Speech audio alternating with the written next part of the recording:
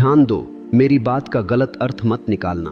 मैं तुम्हें यह सलाह नहीं दे रहा हूं कि तुम समाज छोड़कर जंगलों में भाग जाओ या लोगों से घृणा करने लगो। मेरा इशारा केवल एक ही ओर है, तुम्हें स्वयं तक वापस लौटना है। समस्या यह है कि जो व्यक्ति हर पल दूसरों की भिद्ध में, शोर शराबे में और बाहरी दुनिया में ही खोया रहता है, वह धीरे धीरे अपनी खुद की पहचान से दूर होता चला जाता है। और जरा सोचो, जो इंसान खुद से ही दूर हो गया हो, वह जीवन की वास्तविक यात्रा में आगे कैसे बढ़ पाएगा। अकेले रहने का अभ्यास करो। इस वाक्य को सुनकर घबराना मत। अकेले रहने का मतलब अकेलापन नहीं है। इन दोनों में बहुत बड़ा अंतर है। अकेले रहने का अर्थ है अपने खुद के साथ सहज होना, अपने ही संगीत में डूबना। अकेलापन एक दुख है, एक अभाव है। यह दर्शाता है कि तुम्हें किसी और की कमी खल रही है। लेकिन एकांत, सॉलिट्यूड, एक समृद्धि है, एक पूर्णता है। दुनिया और समाज तुम्हें अकेलेपन का डर दिखाते हैं, क्योंकि जो व्यक्ति अकेले रहना और खुद में खुश रहना सीख लेता है, वह फिर भिद्ध का गुलाम नहीं रह जाता। भिद्ध चाहती है कि तुम लगातार बोलते रहो, सफाई देते रहो, खुद को सही साबित करने में लगे रहो। क्योंकि जो आदमी लगातार बोलता रहता है, उसकी सोचने समझने की शक्ति क्षीण हो जाती है, और जो सोच नहीं सकता वह कभी जागृत नहीं हो सकता। इसीलिए मेरा सुझाव है, कम बोलो। कम बोलने का मतलब यह नहीं है कि तुम गूंगे हो जाओ या चुप्पी साध लो। कम बोलने का अर्थ है कि सिर्फ उतना ही बोलो जितना अत्यंत आवश्यक हो। जब तुम बहुत ज्यादा बोलते हो तो शब्द तुम्हें नियंत्रित करने लगते हैं। तुम शब्दों के पीछे भागते हो। लेकिन जब तुम कम बोलते हो तो तुम शब्दों के मालिक बन जाते हो। गौर से देखो, जिस इंसान को हर बात पर टिप्पणी करनी है, वह भीतर से बहुत अशांत है। एक शांत व्यक्ति की तो उपस्थिति ही बहुत कुछ कह देती है, जबकि अशांत व्यक्ति अपने शब्दों से केवल शोर मचाता है। अब एक बहुत गहरी बात समझो। जीवन में जो लोग वास्तव में तरक्की करते हैं, वे बोलते कम हैं, सुनते ज्यादा हैं और देखते सबसे ज्यादा हैं। देखना सबसे श्रेष्ठ क्रिया है, क्योंकि इसमें मैं का अहंकार नहीं होता। जब तुम बोलते हो तो तुम केंद्र में होते हो, लेकिन जब तुम सिर्फ साक्षी भाव से देखते हो तो सत्य केंद्र में आ जाता है। एक कथा सुनो। एक युवक था जो हमेशा बोलता रहता था। हर चर्चा में, हर सभा में अपनी राय देना उसकी बीमारी थी। एक दिन वह एक गुरु के पास गया और निराश होकर पूछा, मैं जीवन में आगे क्यों नहीं बढ़ पा रहा हूँ? गुरु ने कहा, क्योंकि तुम्हारी सारी ऊर्जा बाहर की तरफ बह रही है। गुरु ने उसे 1 सप्ताह के लिए पूर्ण मौन रहने का आदेश दिया। पहले दिन वह बहुत बेचैन रहा। उसे लगा कि वह फट जाएगा। दूसरे दिन उसने अपनी ही आंतरिक बकबक सुनी। तीसरे दिन उसने अपने विचारों को आते जाते देखा, और 7वें दिन उसने कहा, मैं बदल गया हूँ। गुरु मुस्कुराए और बोले, नहीं, तुम बदले नहीं हो, तुम स्वयं से मिले हो। इसलिए अकेले रहो ताकि तुम अपने भीतर उतर सको। कम बोलो ताकि तुम्हें अपनी अंतरात्मा की आवाज सुनाई दे सके। जब तुम्हें अपने भीतर की आवाज सुनाई देने लगेगी, तब जीवन में आगे बढ़ना कोई संघर्ष नहीं रह जाएगा, क्योंकि तब तुम किसी और की नकल नहीं करोगे, बल्कि अपने स्वभाव के अनुसार चलोगे। याद रखना, दुनिया में नए रास्ते बनाने वाले लोग भिद्ध से नहीं, एकांत से निकलते हैं। भिद्ध तो सिर्फ रास्ता देती है, लेकिन सही दिशा एकांत ही देता है। अब हम उस पीढ़ी ढाव पर हैं जहां से अधिकतर लोग डर कर वापस लौट जाते हैं। उस पीढ़ी ढाव का नाम है डर। तुम कहते हो, मुझे अकेले रहना अच्छा नहीं लगता, पर यह सच नहीं है। केडी ढवा सच यह है कि तुम्हें खुद के साथ रहना अच्छा नहीं लगता। इंसान को अकेलेपन से डर नहीं लगता, उसे डर लगता है उस सन्नाटे से जिसमें उसके अंदर की दबी हुई आवाजें सिर उठाने लगती हैं। जब तुम अकेले होते हो तो कोई नहीं होता जिससे तुम अपनी नजरें चुरा सको या जिसके पीछे तुम छिप सको। न दोस्त, न मोबाइल, न गपशप। तब तुम नंगे सच के साथ अपने सामने खड़े होते हो। मन इस पल से घबराता है। मन कहता है, कुछ करो, टीवी चलाओ, फोन मिलाओ, कहीं जाओ, क्योंकि मन जानता है कि अगर तुम चुपचाप अपने साथ बैठ गए तो मन का राज खुल जाएगा। मन का अस्तित्व ही भागने पर टिका है, कभी भविष्य की चिंताओं में, कभी अतीत की यादों में, कभी लोगों के बीच। एकांत मन के लिए मृत्यु के समान है, क्योंकि वहां उसे कोई सहारा नहीं मिलता। इसलिए मन तुम्हें डराता है कि तुम उदास हो जाओगे, पागल हो जाओगे या पीछे रह जाओगे। यह सब झूठ है। मैंने हजारों ऐसे लोग देखे हैं जो अकेले नहीं रह पाते। वे अंदर से बिल्कुल खोखले होते हैं, और जो अकेले रहना सीख लेते हैं, उनके भीतर एक असीम शक्ति जागने लगती है। एक और उदाहरण देखो। एक छोटा बच्चा पहली बार अकेले कमरे में सोया। वह डर के मारे रोने लगा। माँ आई, बत्ती जलाई और कहा, देखो, यहाँ कोई भूत नहीं है, सब खाली है। पर बच्चे का डर कम नहीं हुआ। फिर माँ ने अंधेरे में ही उसका हाथ पकड़ लिया और कहा, मैं यही हूँ। बच्चा तुरंत शांत हो गया। समझे? डर अंधेरे से नहीं था, डर अकेले होने से नहीं था, डर था किसी के साथ न होने का। बर्थडे होकर भी तुम यही कर रहे हो, तुम बाहर बैसाखियां ढूंढ रहे हो, कोई व्यक्ति, कोई आवाज, कोई नशा, लेकिन जब तक तुम खुद अपने साथी नहीं बनोगे यह डर बना रहेगा। अकेले रहना कोई ऐसी कला नहीं है जिसे सीखा जाए, इसे बस स्वीकार करना होता है। शुरुआत में बहुत असहजता होगी, शरीर हिलेगा, मन भागेगा, लेकिन अगर तुम डटे रहे तो एक चमत्कार होगा। वह अकेलापन एकांत में बदल जाएगा, और एकांत सबसे बेडीडीदा गुरु है। वहां तुम देखोगे कि तुम तुम्हारे विचार नहीं हो, तुम तुम्हारी भावनाएं नहीं हो, तुम वह धुरी हो जो स्थिर है। याद रखो, डर का मतलब है कि तुम एक सीमा पर खड़े हो। उस सीमा से तुम वापस पुरानी दुनिया में लौट सकते हो या फिर पंख फैलाकर उड़ सकते हो। जो लौट जाते हैं वे भीड़ का हिस्सा बन जाते हैं, जो ठहर जाते हैं वे व्यक्ति बन जाते हैं। अब शब्दों के जाल से बाहर निकलो। जीवन में जो व्यक्ति ऊंचाइयां छूता है वह शब्दों के सहारे नहीं, मौन के सहारे चलता है। लोगों को लगता है कि जो ज्यादा बोलता है वह ज्यादा ज्ञानी है। यह भ्रम है। अक्सर जो ज्यादा बोलता है वह अपनी असुरक्षा को छिपा रहा होता है। बोलना मन की बेचैनी को बाहर निकालने का सबसे आसान रास्ता है। शांत व्यक्ति बोलने से पहले ठहरता है, जबकि अशांत व्यक्ति बोलकर ठहरना चाहता है। लोग ज्यादा क्यों बोलते हैं? ताकि वे सुने जाएं, ताकि वे खुद को साबित कर सकें, ताकि वे सन्नाटे से बच सकें। लेकिन जो आत्मज्ञानी है उसे किसी को कुछ साबित करने की जरूरत नहीं होती। एक गहरी बात समझो, शब्द ऊर्जा है। जब भी तुम बिना वजह बोलते हो तुम अपनी प्राण ऊर्जा को व्यर्थ गंवा रहे होते हो। यही कारण है कि दिन के अंत में बहुत से लोग बिना कोई शारीरिक मेहनत किए भी थके हुए महसूस करते हैं। उन्होंने काम नहीं किया, उन्होंने बस बोला है। एक आदमी दिन भर शिकायतें करता रहा और शाम को बोला, मैं बहुत थक गया हूं। गुरु ने उससे कहा, तुमने काम नहीं किया, तुमने शब्दों के जरिए खुद को निचोध दिया है। मौन क्या है? मौन का मतलब सिर्फ होठों को सिल लेना नहीं है। मौन का अर्थ है व्यर्थ बोलने की आदत का छूट जाना। इसका मतलब यह नहीं कि तुम कभी बोलो ही मत। इसका अर्थ है कि जब बोलो तो पूरा बोलो। कम शब्द, सटीक शब्द और सत्य से निकले शब्द, ऐसे शब्द शोर नहीं बनते, वे मंत्र बन जाते हैं। इसीलिए बुद्ध, महावीर या लाओ त्सु जैसे महापुरुष कम बोले। उनके शब्द कम थे लेकिन उनका वजन बहुत था, क्योंकि वे अनुभव से निकले थे। कम बोलने से क्या लाभ होता है? पहली बात, तुम एक बेहतर श्रोता बनते हो और जो सुन सकता है वही सीख सकता है। दूसरी बात, तुम अपने विचारों को स्पष्ट देख पाते हो। जब जुबान बंद होती है तो मन खुलकर सामने आता है। तीसरी बात, तुम्हारी उपस्थिति, प्रेजेंस गहरी हो जाती है। लोग महसूस करते हैं कि इस व्यक्ति में कुछ खास है। लेकिन एक चेतावनी, कम बोलना दमन नहीं होना चाहिए। अगर तुम अंदर ही अंदर गुस्सा पी रहे हो और बाहर से चुप हो तो यह मौन नहीं, यह जमा हुआ जहर है। सच्चा मौन तब घटता है जब भीतर कोई तूफान ना हो। अब मैं तुम्हें जीवन की ऊर्जा के उस स्रोत की ओर ले चलता हूं जिसका नाम है एकांत। लोग समझते हैं कि ऊर्जा भोजन से, नींद से या मिलनसारिता से आती है। यह आधा सच है। असली ऊर्जा अपने साथ होने से आती है। जब तुम लगातार लोगों के बीच रहते हो, लगातार प्रतिक्रिया देते हो, तो तुम्हारी ऊर्जा रिसती रहती है। तुम्हें पता भी नहीं चलता। हर छोटी बातचीत तुम्हारी थोड़ी ऊर्जा ले जाती है। एकांत क्या करता है? एकांत उस बिखरी हुई ऊर्जा को वापस बुलाता है। जब तुम अकेले बैठते हो, कुछ नहीं करते, तो ऊर्जा वापस अपने घर लौटने लगती है। यह वैसा ही है जैसे नदी समुद्र में मिलने के बाद फिर बादलों के जरिए अपने स्रोत पर लौट आए। शुरू में जब ऊर्जा वापस आती है तो पुराने घाव और दबे हुए दर्द उभर सकते हैं। मन कहेगा ध्यान हटाओ, यही लोग हार मान लेते हैं। लेकिन अगर तुम थोड़ी देर और रुक गए तो वही बेचैनी शक्ति में बदल जाएगी। धनुष का उदाहरण लो।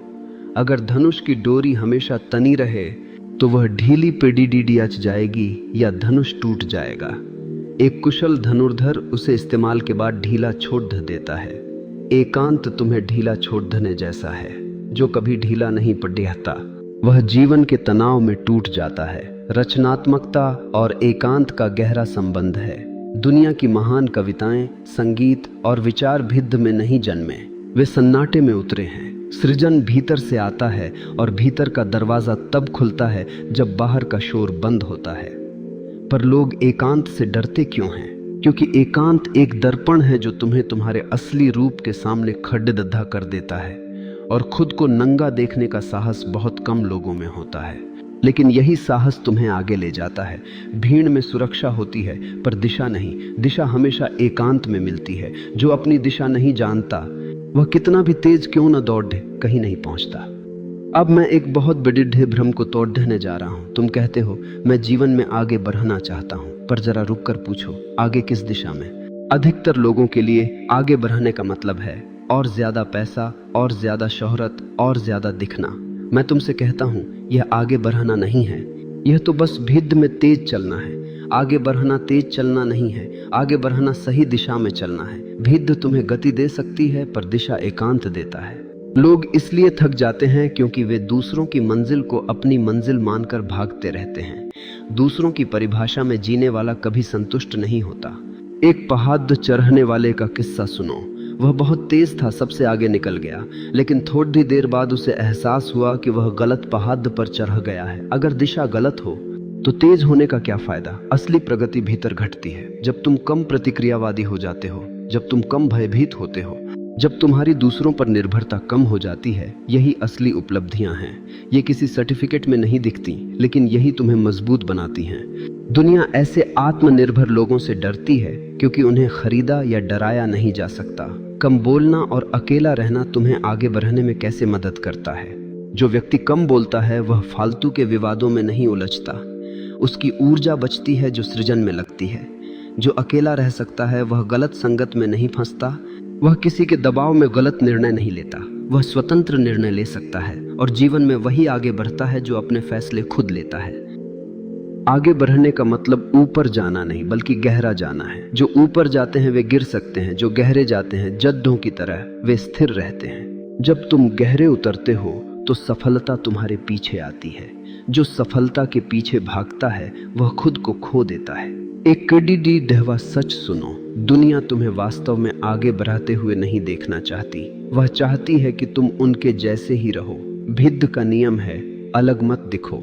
जो अलग दिखता है भिद्ध उससे घबराती है क्योंकि वह भिद्ध के झूठ को उजागर कर देता है। समाज कहता है ऐसे कपड़े पहनो, ऐसे सोचो, ऐसे जियो, और तुम सोचते हो कि अगर मैंने ऐसा नहीं किया तो मैं पीछे रह जाऊंगा। यह डर तुम्हें गुलाम बनाए रखता है। याद रखना, भिद्ध में रहने से सुरक्षा मिलती है लेकिन स्वतंत्रता खो जाती है, और बिना स्वतंत्रता के कोई वास्तविक विकास नहीं हो सकता। तुलना आत्मा का जहर है। वह मुझसे आगे है, वह ज्यादा सफल है, यह सोच तुम्हें कभी शांत नहीं होने देगी। एक मछली अगर यह सोचकर दुखी हो कि नदी की मछलियां ज्यादा तेज हैं और वह समुद्र छोड़कर नदी में चली जाए तो वह मर जाएगी। तेज होना काफी नहीं है, अपने स्वभाव में होना जरूरी है। एकांत तुम्हें तुम्हारे स्वभाव में वापस लाता है। जो अकेले रह सकता है वह फैशन या ट्रेंड से नहीं, अपनी अंतर्दृष्टि से चलता है। भिद्ध से अलग होने का मतलब समाज छोड़ना नहीं है, इसका मतलब है भीतर से स्वतंत्र होना। अब बात करते हैं सफलता की। दुनिया ने सफलता की बहुत शोरगुल वाली परिभाषा बना दी है, धन, पद, तालियां। पर मैं कहता हूं यह सफलता नहीं, यह प्रदर्शन है। असली सवाल यह नहीं कि तुम्हारे पास क्या है, असली सवाल है कि तुम क्या हो। मैंने ऐसे लोग देखे हैं जिनके पास सब कुछ है पर वे एक पल चैन से नहीं बैठ सकते, और ऐसे भी देखे हैं जिनके पास कम है पर वे आनंद में हैं। कौन सफल है? दुनिया बाहरी चीजों को गिनती है, अस्तित्व भीतरी शांति को देखता है। एक आदमी शीर्ष पद पर पहुंचा, लोगों ने कहा वह सफल हो गया। रात को वह अकेला बैठकर रोया और बोला मैं सब कुछ बन गया सिवाय अपने। यह सबसे बड़ी त्रासदी है कि सफलता तक पहुंचते पहुंचते लोग खुद को खो देते हैं। वे वह बन जाते हैं जो वे नहीं हैं, और जो वे वास्तव में हैं वह मर जाता है। कम बोलो ताकि तुम दूसरों की उम्मीदों में खो न जाओ। अकेले रहो ताकि तुम जान सको कि तुम्हारी सफलता किस दिशा में है। यदि भीतर शांति और स्वतंत्रता बरख रही है तो तुम आगे बरख रहे हो, भले ही दुनिया तुम्हें असफल कहे। और यदि बाहर सब मिल रहा है पर भीतर बेचैनी है तो तुम पीछे जा रहे हो, भले ही दुनिया तुम्हें सफल कहे। व्यस्तता को दुनिया ने एक गुण बना दिया है। लोग गर्व से कहते हैं मैं बहुत बिजी हूँ। यह गर्व नहीं, बीमारी है। व्यस्तता अक्सर अपने आप से भागने का एक बहाना होती है। जो व्यक्ति अपने साथ सहज है उसे हर वक्त कुछ न कुछ करने की खुजली नहीं होती। जो अंदर से खाली है वह खुद को बाहर से भरना चाहता है। समाज तुम्हें व्यस्त रखना चाहता है ताकि तुम सवाल न पूछ सको, ताकि तुम सोच न सको। व्यस्त आदमी आज्ञाकारी होता है। समाज कहता है रुको मत, दौड़ ढाते रहो। पर मैं कहता हूँ धीमे हो जाओ। जीवन दौड़ में नहीं लय में खिलता है। धीमे होने का मतलब आलसी होना नहीं है, इसका मतलब है होश पूर्ण होना। एक लकडिड हारा बिना रुके लकडिड ही काटता रहा और शाम तक थक कर चूर हो गया। दूसरे ने बीच बीच में रुककर कुल्हाड़ी की धार तेज की, सुस्ताया और अंत में ज्यादा लकडिड ही काटी। धीमे होने का यही रहस्य है, कुल्हाड़ी की धार तेज करना, कम बोलना और धीमे होना जुड़े हुए हैं। जब तुम कम बोलते हो तुम धीमे हो जाते हो, जब तुम धीमे होते हो तुम सुनने लगते हो। व्यस्त आदमी सिर्फ रिएक्शन करता है, जागरूक आदमी रिस्पॉन्स करता है। अहंकार शोर करता है मैं कितना जरूरी हूँ, पर जो सच में जरूरी है, जैसे बीज का उगना या पेड़ का बढ़ना, वह शोर नहीं करता। शोर हमेशा खालीपन से आता है। अब हम उस जगह हैं जहाँ जीवन की दिशा तय होती है, निर्णय। लोग पूछते हैं सही निर्णय कैसे लें? मैं कहता हूं पहले सही मौन में उतरो। निर्णय कभी भी भिद्ध भाद या शोर में नहीं लेने चाहिए। दिन भर हमारे दिमाग में विचारों का, डर का, इच्छाओं का शोर चलता रहता है। इस शोर में लिए गए फैसले तुम्हारे नहीं होते, वे समाज या डर के होते हैं। और फिर तुम कहते हो कि मैं गलत रास्ते पर आ गया। रास्ता गलत नहीं था, तुमने गलत शोर को सुन लिया था। मौन शोर को दबाता नहीं है, वह शोर के नीचे छिपे सत्य को उभार देता है। जैसे गंदे पानी को अगर हिलाओगे तो कीचड़ फैलेगा, पर शांत छोड़ दोगे तो कीचड़ नीचे बैठ जाएगा और साफ पानी ऊपर आ जाएगा। यही काम मौन करता है। एक व्यक्ति हर बात पर सलाह मांगता था और कंफ्यूज हो जाता था। गुरु ने उसे 3 दिन कुछ न करने को कहा। 3 दिन बाद उसे जवाब मिल गया। किसी और ने नहीं, उसके मौन ने उसे बताया। शांत व्यक्ति गलतियां कम करता है क्योंकि वह जल्दबाजी नहीं करता। जल्दबाजी डर का लक्षण है। सही निर्णय हमेशा शांत होते हैं, उनमें एक ठहराव होता है। अगर निर्णय लेते समय घबराहट है तो वह मन का खेल है। अगर निर्णय के बाद शांति है तो वह आत्मा की आवाज है। अंत में मैं कुछ नया नहीं कहूंगा, बस सब कुछ समेट रहा हूं। सत्य टुकड़ों में नहीं, समग्रता में है। तुमने 3 सूत्र सुने, अकेले रहो, कम बोलो और आगे बढ़ो। इन्हें अलग अलग मत देखो, यह एक ही प्रवाह है। अकेले रहना यह आधार है। जब तुम अकेले रह सकते हो तभी तुम गुलाम नहीं हो। कम बोलना यह साधन है। यह तुम्हारे भीतर वह जगह बनाता है जहां निर्णय जन्म लेते हैं। आगे बढ़ना यह परिणाम है, लेकिन तेज नहीं बल्कि सच होकर आगे बढ़ना। जो भिद्ध के साथ दौड़ रहा है वह खुद से दूर जा रहा है। जो धीरे धीरे अपने भीतर से चल रहा है वही पहुंच रहा है। एक आखिरी उदाहरण, एक यात्री के सामने 2 रास्ते थे। एक पर मेला लगा था, शोर था, तालियां थीं। दूसरे पर सन्नाटा और खालीपन था। उसने पहले रास्ते पर कदम रखा, तालियां मिली पर मन बेचैन रहा। वह लौटा और दूसरे सुनसान रास्ते पर चला। वहां कोई ताली नहीं थी, कोई देखने वाला नहीं था, पर हर कदम पर उसका बोझ हल्का होता गया। अंत में वह मुस्कुराया और बोला, मैं पहुंच गया। कहां? अपने पास। यही जीवन का अंतिम ज्ञान है। वास्तव में आगे वही बढ़ता है जो अकेले रह सकता है, कम बोल सकता है और भीतर से चल सकता है। भिद्ध तुम्हें पहचान दे सकती है, पर मौन तुम्हें स्वयं देता है। और खुद को पाए बिना कोई भी प्रगति सच्ची नहीं है। इसलिए अब कोई आदेश नहीं, बस एक इशारा है। जब भी संभव हो अकेले बैठो, जब जरूरत न हो चुप रहो, और जब भी चलो तो किसी के पीछे नहीं, अपने भीतर से चलो। अब कोई अगला अध्याय नहीं है, अब सिर्फ तुम हो और तुम्हारी चेतना है।